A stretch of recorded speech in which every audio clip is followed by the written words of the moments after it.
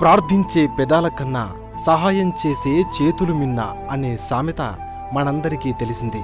తను ఒక హౌస్ పెయింటర్గా పనిచేస్తూ కుదిరినప్పుడల్లా తనకు తోచిన సాయం చేస్తూ అమీర్ అలీ ఫౌండేషన్ స్థాపించి అనారోగ్యంతో బాధపడుతున్న నిరుపేద కుటుంబానికి బియ్యం, నిత్యావసర సరుకులు అందించడమే కాకుండా చలికాలంలో బస్టాండ్ల దగ్గర, షటర్ల దగ్గర పడుకునే నిరాశ్రయులకు దుప్పటి, భోజనం అందివ్వడం మరియు అత్యవసర పరిస్థితుల్లో రక్తం అందక ఏ ఒక్కరూ ప్రమాదం బారిన పడకుండా, ఏ ఒక్క ప్రాణం పోకుండా తన మిత్రులతో, శ్రేయోభిలాషులతో రక్తదానం చేయించడం వంటి అనేక కార్యక్రమాలు చేస్తూ తన వంతుగా సమాజ సేవలో పాల్గొంటూ తాను సహాయం చెయ్యడమే కాకుండా తన తోటి మిత్రులు, శ్రేయోభిలాషులతో సోషల్ మీడియా మాధ్యమాల ద్వారా సహాయం అందించేందుకు ప్రయత్నం చేస్తున్నారు అమీర్ అలీ.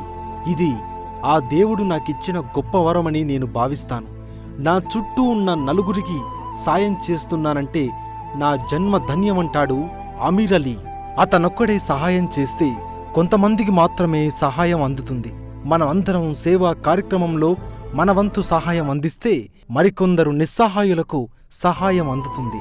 మానవ సేవే మాధవ సేవ.